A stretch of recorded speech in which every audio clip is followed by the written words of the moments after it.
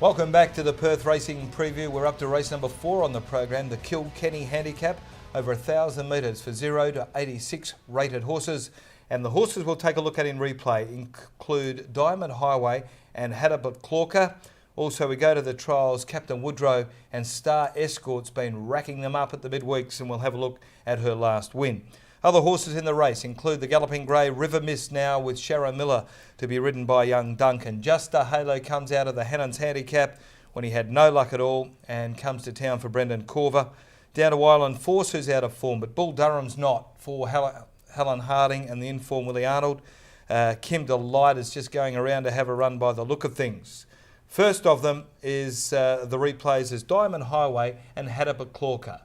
3/4, Scopachiri running second. Danza dashes over on the inside. Diamond Highway's had the right run now. It pulls out 3 wide. Fimaru's following it through. Danza dashing in with this ring on the outside. Maximus Dignitas the leader. Here's Diamond Highway and Scopachiri coming after Maximus Dignitas now. Maximus Dignitas joined by Scopachiri and Diamond Highway on the outside. Diamond Highway and Scopachiri. Scopachiri digging deep just in front and wins. Scopachiri beat Diamond Highway. Third home was Hadabut Clorker on the inside. Diamond Highway just got beat on that occasion, Marty, but it was pretty good effort. He was racing 7 days between runs and looked like he was going to win it, but I think Scopachiri just found a little bit too much in the end and shook him off. The first up run of Hadabut Clorker was a real slashing effort. I thought it was very good. He saved ground up along the inside, and if he can repeat that dose, I think he'll be hard to beat. Yeah, the horse had run a ripping trial at Lark Hill behind Oscar Page. We'd highlighted that on the website, and that run, it still surprised me how good the run was out of his class. And of course, he's eligible for easier races than this, only having won one race in his life. Captain Woodrow, talk about Lark Hill trials. This was a beauty. Now, and Cap Ferret on the outside, the leader. Ticket time the middle and over towards the inside, still battling away and kicking home pretty well too as they come down the straight. Captain Woodrow. Captain Woodrow now reaches the lead and gets away. 2 lengths from ticket time, followed by Cap Ferret. In behind them, half-hearted, but to the post. Captain Woodrow eased down, won by a head over ticket time. Good go for third, not so secret the outside. The trial was good, Marty, by Captain Woodrow. Only thing, he hasn't raced since December 2006. So we've got to take him on trust a little bit. Had a good look at him at Lark Hill, and he was right up to the mark. And I think on his first up card, historically, he normally races well. And if the conditions are right, he'll join in and make it very interesting for our next runner we're about to have a look at, who should be leading this race, Star Escort. 2 spray of Sparks being nibbled at. So is Grand Slam Lady. Catcherell putting out 3 wide. Moisture's been wide all the way.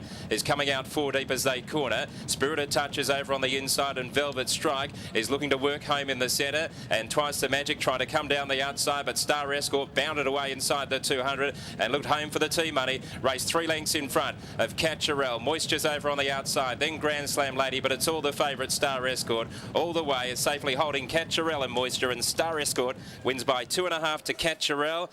She won first up in town, Marty, then stepped up in class, just seen there, and won again. And she's destroying rivals while she's doing it. She's going to find the front again on Saturday, dictate terms. She's going to take a lot of beating once again. She certainly will.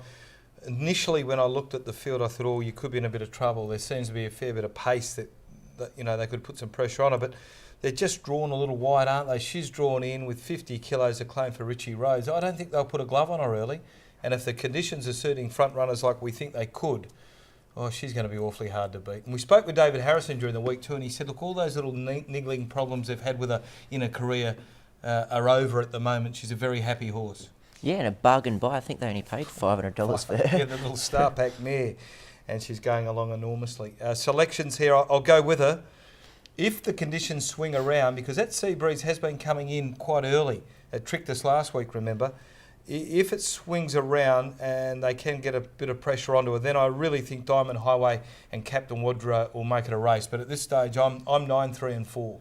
And how well is she riding, Jess Hill aboard Captain Woodrow? She's terrific. This is a good ride for her. That type of horse and the way it needs to be ridden, just 1 or 2 back the fence coming with a run, suits her style. She almost did it last week with Alpine Lad. I remember we were watching the race together and she was just sneaking up behind them and Just failed to run down Capuchin on the line a week earlier. Her ride on Overlock was just one out of the vault, and I'm really a little confused as to the lack of rides that she's getting at the moment, the amount of form she's in, the fact she still claims 1.5 kilograms. And the strength doesn't miss them either. Yeah. No, she does. Selections for me, I'm with number 9, Star Escort, to win, to beat number 3, Diamond Highway.